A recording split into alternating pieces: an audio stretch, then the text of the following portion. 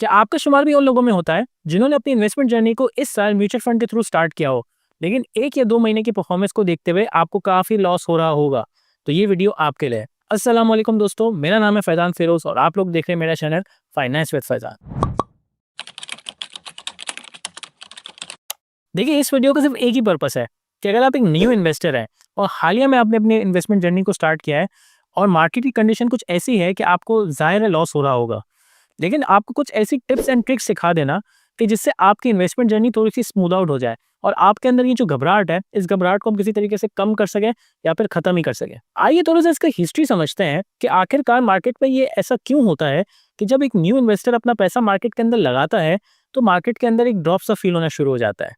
देखिए, इससे इसको समझने के लिए थोड़ी-सी इस साइकिल को समझते हैं। होता क्या है, जब आपके मुल्क में इन्फ्लेशन बहुत ज़्यादा हाई थी, तो मनी मार्केट एक अच्छा खासा रिटर्न आपको दे रहे थे। अच्छा, ये हमें फ़ील होता है कि मनी मार्केट अच्छा रिटर्न दे रहे हैं, लेकिन ऐसे में कभी भी इसका जो रिटर्न है, कोई बहुत अच्छा रिटर्न नहीं होता। आइए इसकी मैं एक छोटी-सी एग्ज़ाम्पल देता हूँ। फॉर एग्ज़ाम्पल, मनी मार्केट एक वक़्त पे 12%, 15% और हाईएस्ट ऑफ हाईज़ में 20% भी रिटर्न दे रही थी। लेकिन ऐसा क्यों हो रहा है? मनी मार्केट जब आपको इतना हाई रिटर्न दे रही है, इसका ये मतलब है कि आपके मुल्क के जो इन्फ्लेशन के फिगर्स हैं, वो 20% से बहुत ज़्यादा है और ये 20% से कहीं ज़्यादा होता है जिसको हम ट्रू इन्फ्लेशन कहते हैं। इसकी छोटी-सी मिसाल यूँ भी हो सकती है कि एक एसेट जो मैं 2021 में खरीदना चाह रहा था, वो एसेट उस वक़्त 2.5 मिलियन का था। अब ये पीस ऑफ लैंड भी हो सकता है, ये गाड़ी भी हो सकती है, ये कोई भी एसेट के टर्म्स में कुछ भी हो सकता है। 2024 के एंड में जब वो एसेट मैं री-परचेज़ करने के लिए जा रहा था या उसके रेट्स निकालना चाह रहा था, तो वो एसेट मुझे तकरीबन 5.5 मिलियन का मिल रहा था।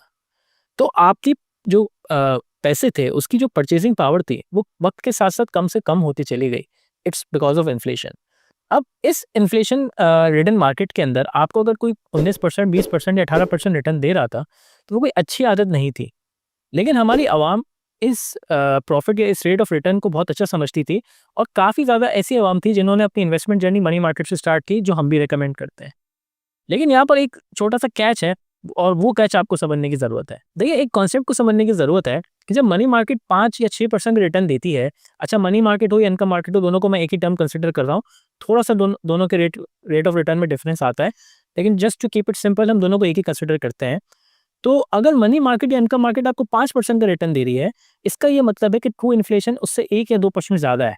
यानी इन्फ्लेशन के जो नंबर्स हैं 6%, 7% इस तरीके से होंगे।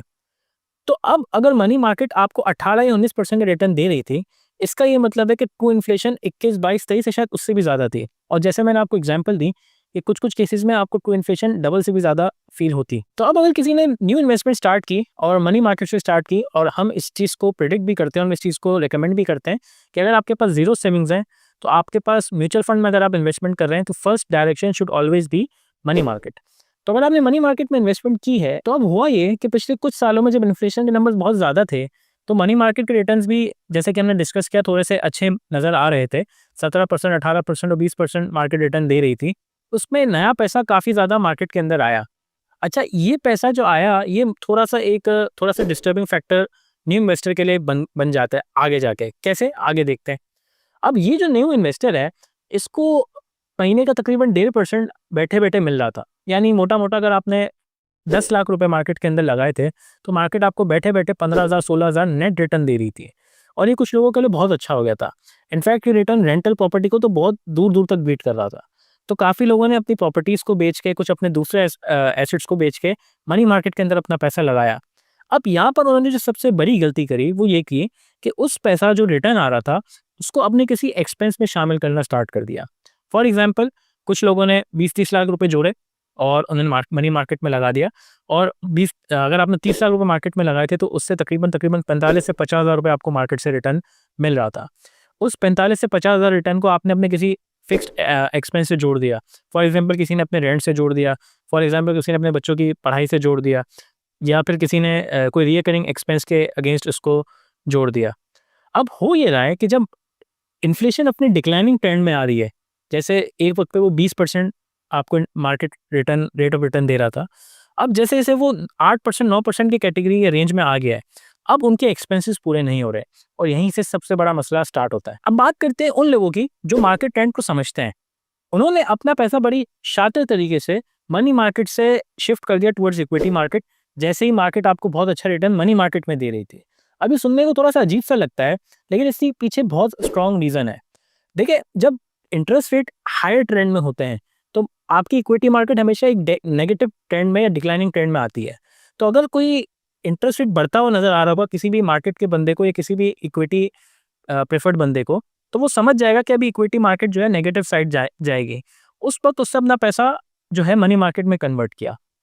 फिर एक पॉइंट ऐसा आता है कि मनी मार्केट बिल्कुल स्टेबल हो जाती है, यानी इन्फ्लेशन के रेट्स बिल्कुल स्टैग्नेंट से हो जाते हैं और मार्केट ने अब रेट ऑफ रिटर्न को बढ़ाया नहीं, लेकिन अपनी जगह बरकरार रखा। उस पॉइंट के ऊपर वो बंदे ने मज़ीद चालाकी की कि उसने आहिस्ता-आहिस्ता अपना पैसा जो है इक्विटी मार्केट की तरफ कन्वर्ट करना स्टार्ट कर दिया। और एक पॉइंट अब ऐसा आना स्टार्ट हुआ कि ये जो डिक्लाइनिंग ट्रेंड था, मनी मार्केट की तरफ जाता है और मनी मार्केट के रेट ऑफ रिटर्न्स डिक्लाइन की तरफ आना शुरू होते हैं। अब ये पैसा जो मनी मार्केट में था, ये तेज़ी से इक्विटी मार्केट की तरफ जाना शुरू करता है और इक्विटी मार्केट बहुत अच्छा परफ़ॉर्म करती है। अब इसने इस पूरी जर्नी में जिसने जितना जल्दी इक्विटी मार्केट की तरफ अपना पैसा डाइवर्ट किया, उसने उतना ही अच्छा रिटर्न हासिल किया। 2023 में इक्विटी मार्केट ने 75% का रिटर्न दिया है।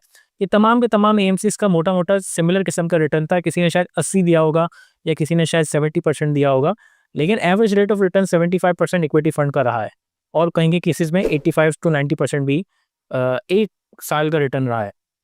और 2024 के अंदर भी मार्केट ने कुछ इसी तरीके का रिटर्न दिया है। थोड़ा-सा कम रिटर्न है, 75% या 80% है ऑन एवरेज की अगर हम बात करें, या फ़ील में शायद इस वजह से कम होता है कि 2 लगातार साल की अगर हम बात करें। लेकिन 2 साल लगातार मार्केट ने बहुत अच्छा रेट ऑफ रिटर्न दिया।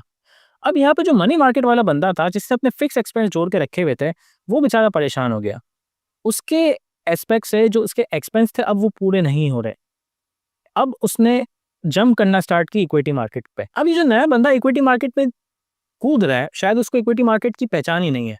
और ये क्योंकि बिल्कुल ऐसा बंदा था जिसे फिक्स एक्सपेंस अपने निकालने थे, तो एक बात समझने की ज़रूरत है कि इक्विटी मार्केट में आप कभी भी फिक्स एक्सपेंस नहीं निकाल सकते थे। ये ब्रोकर नहीं निकाल सकते तो एक इन्वेस्टर कैसे निकाल सकता है? इक्विटी मार्केट हमेशा एक अपवर्ड एंड डाउनवर्ड ट्रेंड साथ-साथ लेके चल रही होती है।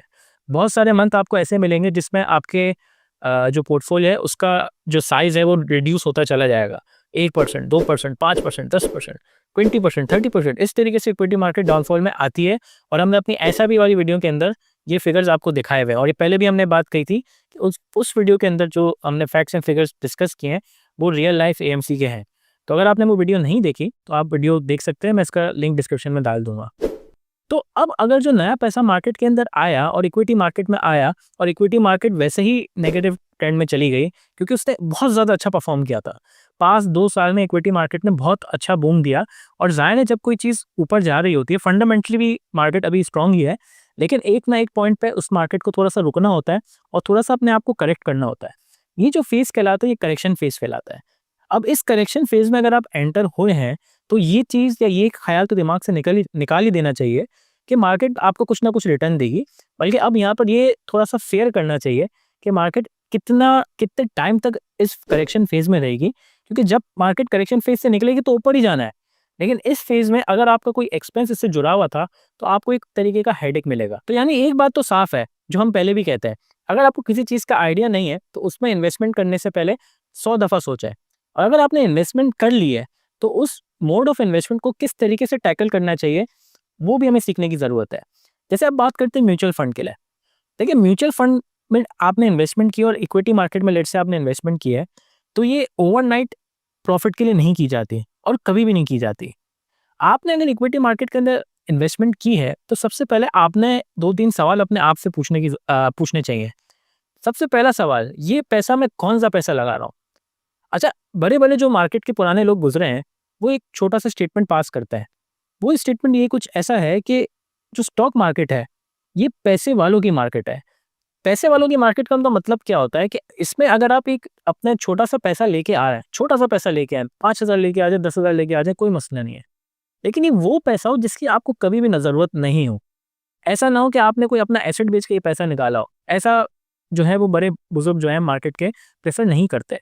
मार्केट में आपने वो पैसा लगाना है जिसकी आपको फॉर द टाइमिंग 6 महीना, साल, 1 साल, 2 साल, 3 साल नीड ना हो। और कभी-कभी तो वो पैसा लगाएँ जिसको आपको ज़रूरत ही नहीं है। आप समझ लें मार्केट खा गई है पैसा, तो मार्केट का मुझे कोई फ़र्क नहीं पड़ता। तो मार्केट में सबसे पहले वो पैसा लगाया जाता है। दूसरी गलती ये करते हैं कि उससे जो रेट ऑफ रिटर्न है वो उसको कोई फिक्स एक्सपेंस के अगेंस्ट लेके चलना शुरू कर देता है। जैसे फॉर एग्जांपल हमने डिस्कस किया था कि वो अपने बच्चों की स्कूल की फीस या रेंट या इस तरीके के एक्सपेंस के अगेंस्ट जोड़ देता है। तो इक्विटी मार्केट तो कभी ऐसा परफॉर्म करेगी नहीं कि आपको 12 के 12 महीने एक जैसे रिटर्न मिले। कहीं ना कहीं अप एंड डाउन होगा ही होगा। और मनी मार्केट इक्विटी मार्केट जिस तरीके से वर्क करती है वो कुछ इस तरीके से वर्क करती है कि मेजोरिटी ऑफ द ईयर आपके कंसोलिडेशन फेज होंगे। कंसोलिडेशन फेज का मतलब ये होता है कि मार्केट साइडवेज मूव करती है, मतलब बहुत अप या बहुत डाउन मूव नहीं करेगी। एक आध परसेंट ऊपर एक आध परसेंट नीचे, इसको साइडवे मूवमेंट कहते हैं। फिर कभी कभी मार्केट जब करेक्शन फेज में जाएगी तो 5 7 8% पर मंथ आपको नेगेटिव मार्केट नजर आएगी। और जब मार्केट रिवर्स आना स्टार्ट होगी तो आपको एक अच्छा अच्छा बूस्ट या अच्छा जंप भी मिल सकता है। जैसे फॉर एग्जाम्पल दिसंबर में 20% भी रेट ऑफ रिटर्न मिला है कुछ एमसीज की तरफ से। दूसरा आपने ये काम करना है कि अगर आप इन्वेस्टेड हैं, सही है गलत है वो एक अलग बात है, लेकिन आपने अब अपना रिस्क पोर्टफोलियो सेट करना है, रिस्क एपेटाइट को सेट करना है। उसके बाद अगर आपको ऐसा फील होता है कि यार मैं इतना बड़ा रिस्क नहीं ले सकता, जैसे इसकी छोटी सी एग्जांपल लेते हैं। आपने मार्केट में 10 लाख रुपए लगाए और मार्केट के जो आपके फंड मैनेजर्स हैं वो कह रहे हैं कि मार्केट ने लेट्स से 30% का ग्रोथ देना है थ्रू आउट द ईयर। 30% वैसे बहुत ज़्यादा है, लेकिन अगर हम मोटा मोटा भी पकड़े तो लेट्स से 20% के ऊपर हम अपने आप को मुतमईन करते हैं कि 20% rate of return is very good, considering the fact कि मेजॉरिटी जो फंड्स हैं तकरीबन 15-16% पर CAGR प्रिडिक्ट कर रहे होते हैं, CAGR उनकी वैल्यूज आ रही होती हैं। तो अगर 20% की अगर हम बात करें रेट ऑफ रिटर्न की, तो आप एक मोटा मोटा मान के चलें कि ये फंड मुझे 10% नुकसान दे सकता है। ठीक है, रिस्क एंड रिवॉर्ड रेशियो की जो हम बात करते हैं, रिस्क एंड रिवॉर्ड उसी वक्त फायदेमंद आपको देगा जब आप इन दोनों एस्पेक्ट को लेके चलेंगे। आपने रिवॉर्ड पकड़ा 20%, तो रिस्क लेके चलें 10%। मार्केट शायद इससे नीचे भी जा सकती है और मार्केट शायद इससे ऊपर भी रह सकती है, लेकिन इतना इतना इतना मान के चले। तो अगर आपने once again let's say 10 lakh rupees invest किए थे, तो अब आप एंटिसिपेट ही कर रहे हैं कि 2 लाख रुपए का आपको या तो मुनाफा होगा या 1 लाख रुपए का आपको लॉस होगा। अब क्या आप इस 1 लाख रुपए लॉस को बर्दाश्त कर सकते हैं? अगर हाँ, 10 लाख रुपए बिल्कुल मार्केट के अंदर इन्वेस्ट कर दें। और अगर आप बोलते हैं नहीं यार ये 1 लाख रुपए तो बहुत ज़्यादा है, मैं फिर 50,000 रुपए का लॉस बर्दाश्त कर सकता हूँ। तो फिर आप 50,000 रुपए के हिसाब से अपनी मार्केट की पोजीशन को रखें। यानी अब आप मार्केट में 10 लाख रुपए नहीं लगाएं, आप मार्केट में 5 लाख रुपए लगाएं। आपको जो रिटर्न है वो शायद 1 लाख रुपए मिलेगा, लेकिन आप 50,000 का लॉस जो बर्दाश्त कर सकते हैं ना, वो आपको रातों की नींद देगा और आपकी रातों की नींद हराम नहीं होगी। यानी आपने सबसे पहला स्टेप करना है कि मार्केट में वो पैसा लगाना है जिसकी आपको नीड ना हो। उसके बाद जो मोस्ट इंपॉर्टेंट स्टेप है आपने वो करना है, और वो है SIP। देखिए, सिस्टमैटिक इन्वेस्टमेंट प्लानिंग के तहत आप जब भी चलेंगे आपका रिस्क कम से कम होता चला जाएगा। अब इसको समझने के लिए हम छोटी सी एग्जांपल मजीद देखते हैं कि मार्केट में आपने 100 रुपए लगाए। अब जब 100 रुपए आपने मार्केट में लगाया और लेट्स से मार्केट का जो कैप है वो 10% का है। 10% कैप का मतलब है या तो मार्केट 10% ऊपर जा सकती है, 10% एक दिन में नीचे आ सकती है। तो लेट्स से एक दिन मार्केट बहुत ज़्यादा गिर गई तो 10% गिरती है। तो 100 रुपए की जो आपने इन्वेस्टमेंट की थी मंडे को, let's say first day of the week is Monday, तो ट्यूसडे के दिन सुबह आपको वैल्यू 90 रुपीज़ नजर आएगी, क्योंकि मार्केट पिछले दिन 10% गिरी थी। ट्यूसडे को भी मार्केट बहुत गंदा गिरती है तो 9% 10% गिरती है तो 9 रुपए, क्योंकि आपकी इन्वेस्टमेंट अब ट्यूसडे की मॉर्निंग को 90 रुपए रह गई थी, 90 रुपीज़ रह गई थी। अब वो 9 रुपए के हिसाब से गिरेगी और एंड ऑफ ट्यूसडे आपको जो रेट वैल्यू नजर आएगी अपने इन्वेस्टमेंट की वो 81 रुपीज़ नजर आएगी। ऐसा करते करते करते एक दिन आएगा कि आपकी इन्वेस्टमेंट लेट से 50 रुपीज़ की हो गई। अब यहाँ पर हमें मैथमेटिक्स को समझना है। कहने को तो हमारी इन्वेस्टमेंट 50% की हो गई, लेकिन अब इस इन्वेस्टमेंट जो कि 50 रुपए रह गई है, उसको अगर अपने ओरिजिनल वैल्यू पे जाना है, पार वैल्यू पे जाना है, या जिसको हम कह सकते हैं नो प्रॉफिट नो लॉस पे जाना है, तो अब इस वैल्यू को डबल होना है। अब आपको ये बात थोड़ी सी समझने की ज़रूरत है कि अब इस वैल्यू को अगर डबल भी होना है तो पहले 5 पे बढ़ेगी 10% के लिहाज से, अगर 50 रुपए की इन्वेस्टमेंट रह गई थी, फिर 5.5 बढ़ेगी, फिर 6 रुपीज़ बढ़ेगी। ऐसा करते करते आपकी इन्वेस्टमेंट गिरती जल्दी है और बढ़ती स्लो है। ये पॉइंट मैं समझाने की कोशिश करता हूँ। तो जब आप SIP करते हैं तो होता क्या है, आप अपनी इस गिरती हुई इन्वेस्टमेंट को सहारा देते हैं। यानी जब आपकी मार्केट गिर रही है और आप SIP करते जा रहे हैं, तो आप बेसिकली सस्ते यूनिट को हासिल कर रहे हैं, सस्ते यूनिट परचेज कर रहे हैं। यानी आप बेसिकली वो यूनिट खरीद रहे हैं जो कि मार्केट में बहुत सस्ता मिल रहा है। और दुआ करनी चाहिए, बल्कि ये प्रिडिक्ट करना चाहिए कि जब तक आपकी SIP चल रही है मार्केट बढ़े ही ना। यानी आप सस्ते में यूनिट परचेज करते रहें करते रहें करते रहें करते रहें, 5 साल 6 साल 7 साल 10 साल, जब तक आपकी SIP का इरादा है तब तक मार्केट बढ़े ही नहीं, क्योंकि आपने सारे के सारे सस्ते यूनिट्स परचेज कर लिए। फिर जब मार्केट रिवर्स आएगी और आपको एक बुल रन मिलेगा, तो आपके जितने ज़्यादा यूनिट होंगे आपको उतना ज़्यादा फायदा होगा। यानी सबसे पहले मार्केट में वो पैसा लगाओ जिसकी ज़रूरत ना हो, और दूसरा कंसिस्टेंटली एसआईपी करते रहो। तीसरा, एक कॉन्सेप्ट को दिमाग में बिठाओ कि म्यूचुअल फंड या इक्विटी मार्केट से जब आप पैसा कमाने की बात कर रहे हो, तो it's like a kind of partnership. इस पार्टनरशिप को समझने की ज़रूरत है। अच्छा, इस पार्टनरशिप का मतलब क्या है? देखिए, जैसे अगर हम क्रिकेट की बात करें, तो क्रिकेट में 2 बैट्समैन आपस में पार्टनरशिप करते हैं। कभी एक बैट्समैन जो है वो स्ट्रोक मारता है और 2 रन भागता है, तो भाग तो दूसरा बंदा भी रहा है, लेकिन जो 2 रन है, वो बेसिकली पहले वाले बैट्समैन के स्कोर में जा रहे होते हैं। तो यहाँ पर आपको कुछ इस तरीके से ही वर्क करना है। एज़ अ पार्टनरशिप आपने ये देखना होगा कि कभी-कभी मार्केट आपके लिए अच्छा परफ़ॉर्म कर रही होगी और कभी आपको मार्केट के लिए परफ़ॉर्म करना होगा। और तो मार्केट से अनरियलिस्टिक रिटर्न्स की उम्मीद ना लगा के बैठें। जब आप एसआईपी कर रहे होंगे, तो बेसिकली आप बैटिंग कर रहे हैं और आप जो है वो भाग रहे हैं। मार्केट कुछ नहीं कर रही, मार्केट आपके साथ भाग रही है। और एक वक़्त ऐसा आएगा कि आपकी एसआईपी है, आपकी इन्वेस्टमेंट को सारा मार्केट देगी जब वो बुल रन में आ जाएगी। तब आप नॉन स्ट्राइकर एंड्स पे होंगे और मार्केट की वजह से जो है आपकी इन्वेस्टमेंट ग्रो कर रही होगी। तो ये टू वे स्ट्रीट है।